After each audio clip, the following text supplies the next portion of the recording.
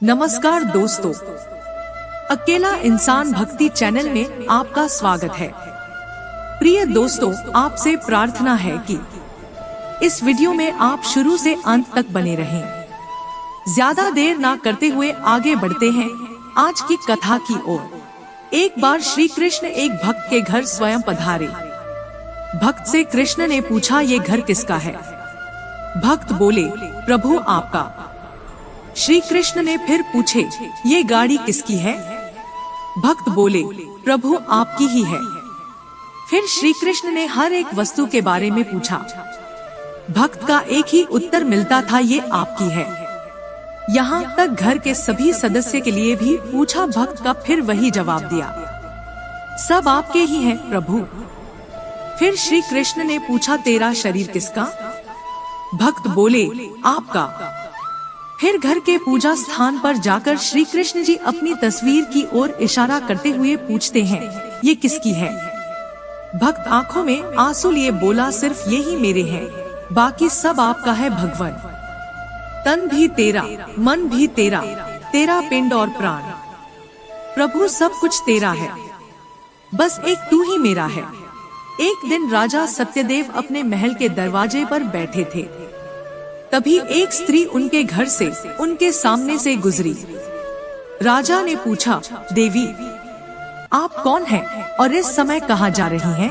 उसने उत्तर दिया, मैं लक्ष्मी हूँ और यहाँ से जा रही हूँ। राजा ने कहा, ठीक है, शौक से जाइए।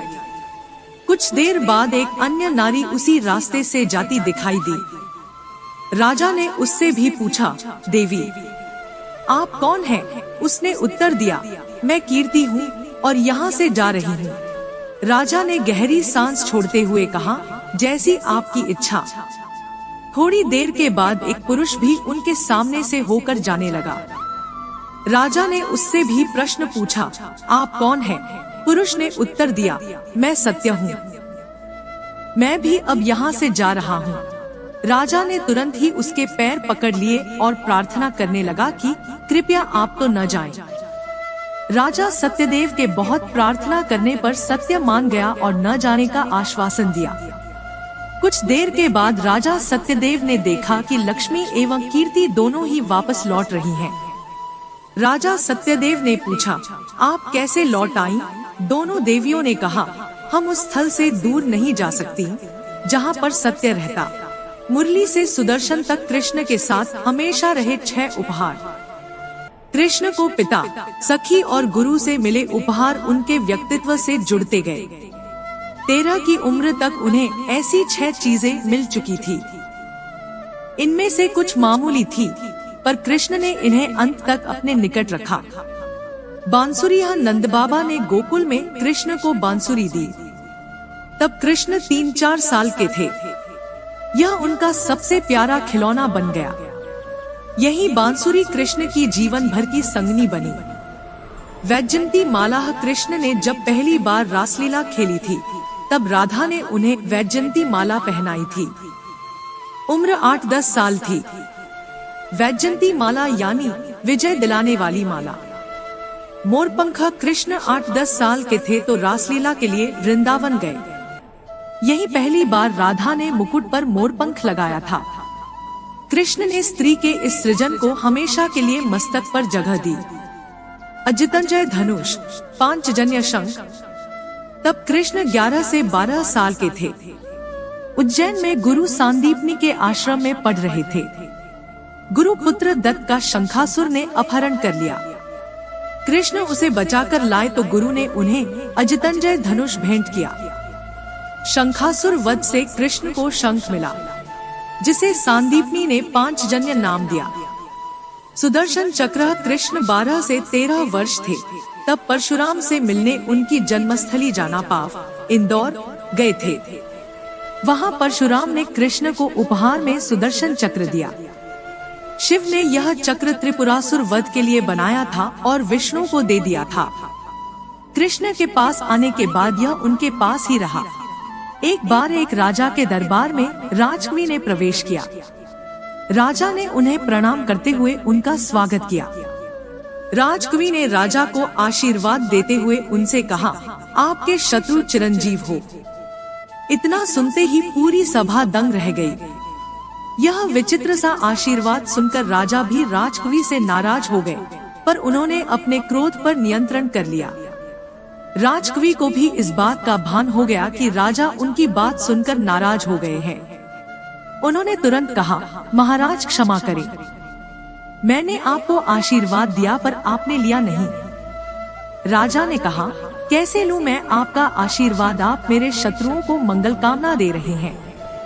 इस पर राजकवि ने समझाया, राजन, मैंने यह आशीर्वाद देकर आपका हित ही चाहा है। आपके शत्रु जीवित रहेंगे तो आप में बल, बुद्धि, पराक्रम और सावधानी बनी रहेगी। सावधानी तभी बनी रह सकती है जब शत्रु का भय हो। शत्रु का भय होने पर ही होशियारी आती है। उसके न रहने पर हम निश्चिंत और लापरवाह हो जाते हैं। हे राजन, मैंने आपके शत्रुओं की नहीं, आपकी ही मंगल कामना की है। राजकवि के आशीर्वाद का मर्म जानकर राजा संतुष्ट हो गए और उनके आशीर्वाद को स्वीकार किया। इस कहानी से शिक्षा यही मिलती है कि विजयी होने के लिए थोड़ा डर भी होना चाहिए। यह हमें सचेत रहना सिखाता है। एक बार एक भक्त ने भगवान से पूछा कि भगवान, आप कहते हो कि आप मेरे हो, यह भी कहते हो कि आप सबके हो। अगर आप सबके हो तो फिर मेरे कैसे या कितने हुए? और अगर आप मेरे हो तो फिर सबके कैसे हुए? भगवान ने उसकी बात का उत्तर नहीं दिया। ये व्यक्ति बड़ा हैरान और परेशान था। सोचा कुल गुरु आएंगे 1-2 दिन में तो उनसे पूछेंगे। उधर इस आदमी के 4 बच्चे थे। सब बच्चे कहते थे मेरे पापा, मेरे पापा। उधर ये आदमी कहता, हाँ मेरे बच्चों, तुम सब मेरे बच्चे हो, मुझे प्राणों से प्रिय हो। इन बच्चों में से सबसे छोटे वाले ने पूछ लिया कि पापा, आप कहते हो कि आप सबके हो, तो फिर मेरे कैसे और कितने हुए? और यदि आप यह कहते हो कि आप सबके हो तो फिर मेरे कैसे और कितने हुए? ये आदमी दूसरी बार चक्कर में पड़ गया। यही व्यक्ति स्कूल में क्लास टीचर था। 50 बच्चे इसकी क्लास में थे। बच्चों में से एक बच्चे ने फिर वही प्रश्न पूछ लिया।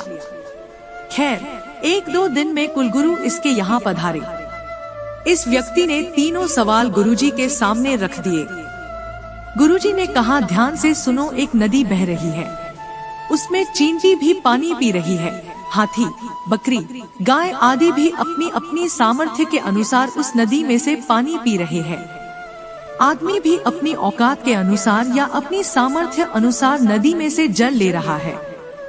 नदी तो सबके लिए एक समान बह रही है। उसी तरह परमात्मा का प्यार एक बाप का, एक माँ का और एक टीचर का प्यार है। जिसकी जितनी गहरी श्रद्धा, समर्पण, विश्वास, प्रेम और आस्था है, वह उतना ही पाता जाता है। एक सत्संगी ने बाबा जी से सवाल किया, बाबा जी, आप अकेले हैं और आपकी संगत लाखों में, तो आपको सबकी खबर कैसे रहती है? बाबा जी ने जवाब दिया, सूरज एक है, लेकिन उसके प्रकाश के सामने अगर लाखों घड़े पानी से भरे हो तो आप देखेंगे कि सभी घड़ों में सूरज का अक्स दिखाई देगा। वह परमात्मा अकाल पूरक सतनाम गुरु के रूप में सूरज से अनंत गुना बड़ा है। उसका प्रकाश तो लाखों में, तो क्या सारे कायनात में जरे जरे में व्याप्त है। क्या वह सबको नहीं देख सकता?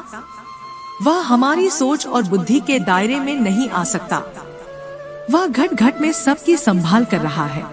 एक संत अपने अनुयायी के साथ सैर कर रहे थे।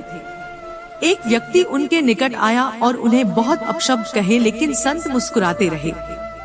उस व्यक्ति के जाते ही अनुयायी ने संत से पूछा कि आपने उस दुष्ट की बातों का जवाब क्यों नहीं दिया?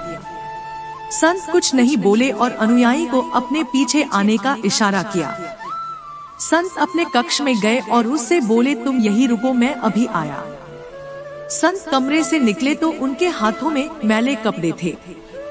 उन्होंने अनुयायी से कहा, अपने कपड़े उतारकर ये कपड़े धारण कर लो। उन कपड़ों में बड़ी तेज अजीब सी दुर्गंध आ रही थी। उसने उन कपड़ों को दूर फेंक दिया।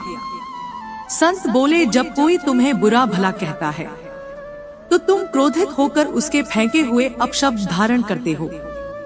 अपने साफ सुथरे कपड़ों की जगह। इसलिए जिस तरह तुम अपने साफ सुथरे कपड़ों की जगह ये मैले कपड़े धारण नहीं कर सकते, उसी तरह मैं भी उस आदमी के फेंके हुए अपशब्दों को कैसे धारण करता। सो कोई कुछ भी कहे, बेपरवाह होकर रहो और भजन सिमरन करो। एक निर्धन व्यक्ति था। वह सरसों के तेल का दीपक जलाकर नित्य गली में रख देता था। चूंकि गली अंधेरी थी, इसलिए वहां से गुजरने वाले राहगीरों को बहुत लाभ मिलता था। निकट रहने वाला एक धनवान व्यक्ति प्रतिदिन भगवान के मंदिर में एक घी का दीपक जलाया करता था। मृत्यु होने पर जब दोनों यमलोक पहुँचे, तो धनपति को निम्न श्रेणी और निर्धन को उच्च श्रेणी की सुविधा प्रदान की गई। धनपति को यमराज का यह न्याय ठीक नहीं लगा और उन्होंने यमराज से इस संदर्भ में प्रश्न किया, तो यमराज बोले, पुण्य की महत्ता धन से नहीं, कार्य के उपयोगिता सन्निहित भावना के आधार पर होती है। मंदिर तो पहले से ही प्रकाशित था। उस व्यक्ति ने ऐसे स्थान पर प्रकाश फैलाया जिससे हजारों जरूरतमंदों तक प्रकाश पहुंचा। इसी से वह ज्यादा पुण्य का अधिकारी बना। एक संत ने एक द्वार पर दस्तक दी और आवाज लगाई, भिक्षा देही। एक छोटी सी बच्ची बाहर आई, बोली, बाबा हम गरीब हैं, हमारे पास देने को कुछ नहीं है। संत बोले, बेटी मना मत कर, अपने आंगन की धूल ही दे दे।